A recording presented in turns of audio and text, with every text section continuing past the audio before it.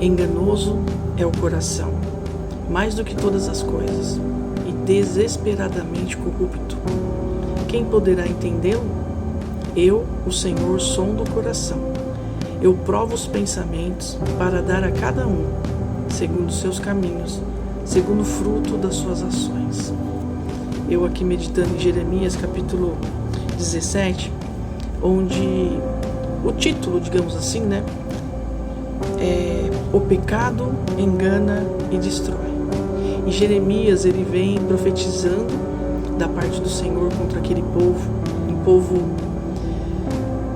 povo que não compreendia as coisas, um povo rebelde, um povo que simplesmente desprezava o Senhor, um povo que não se preocupava com as coisas do Pai, um povo que passava por dificuldades, vinha sobre aquele povo o castigo, a correção do Senhor, mas eles simplesmente não se percebiam.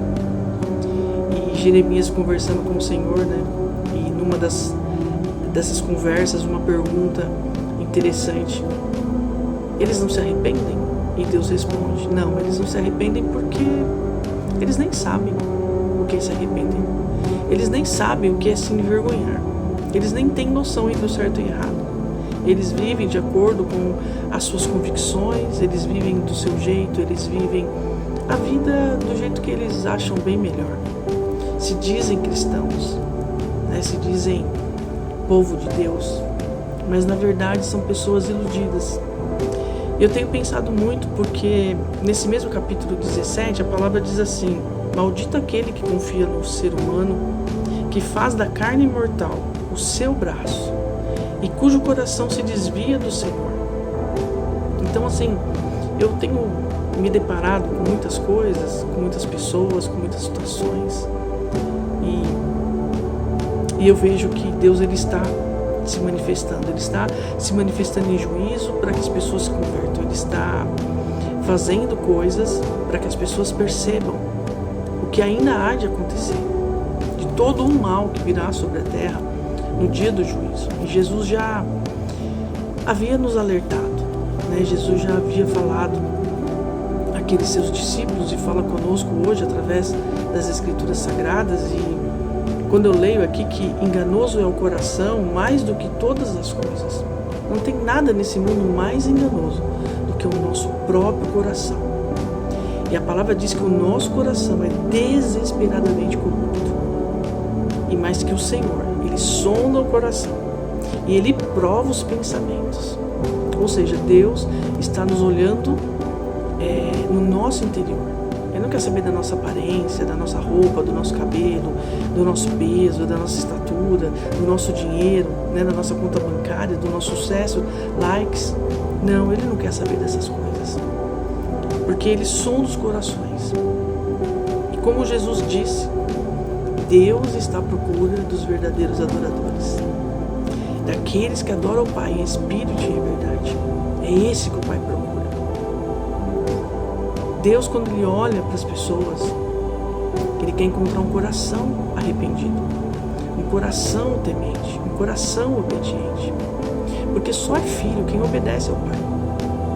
Se a pessoa se diz cristã, lê Bíblia, frequenta culto, mas infelizmente, se a pessoa ela não olhar para si e se perceber na sua miséria, nos seus pecados, e fazer um juízo de valores de si mesmo, né, e se arrepender e pedir perdão a Deus e abandonar as velhas práticas,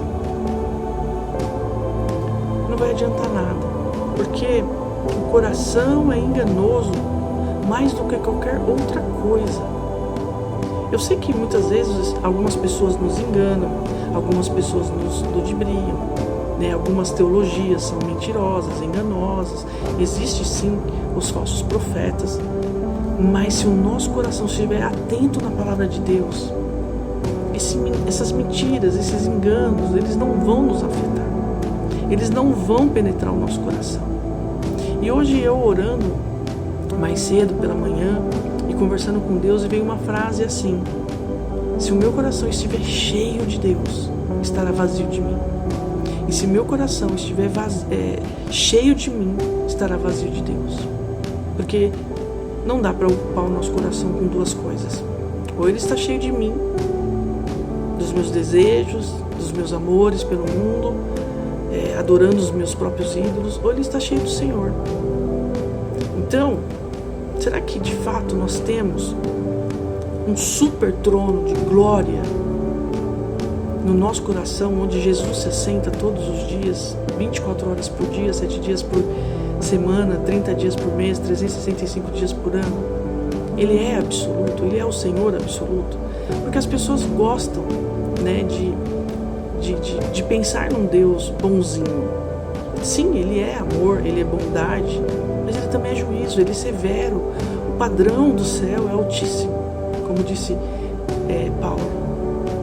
Então, nós precisamos nos atentar que o nosso coração é enganoso, mais do que qualquer outra coisa.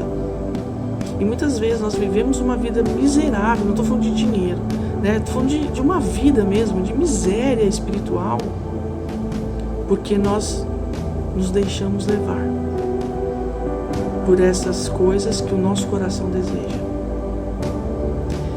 pelos sonhos que Deus não sonhou para nós, porque a gente fica pedindo, usando o versículo bíblico para sustentar e patrocinar as nossas orações medíocres e egoístas, e humanas e carnais, mas a gente não se atenta para essa corrupção que está dentro de nós desde a queda. E de lá para cá é só declínio, de lá para cá é só ribanceira abaixo, é o abismo chamando outro abismo.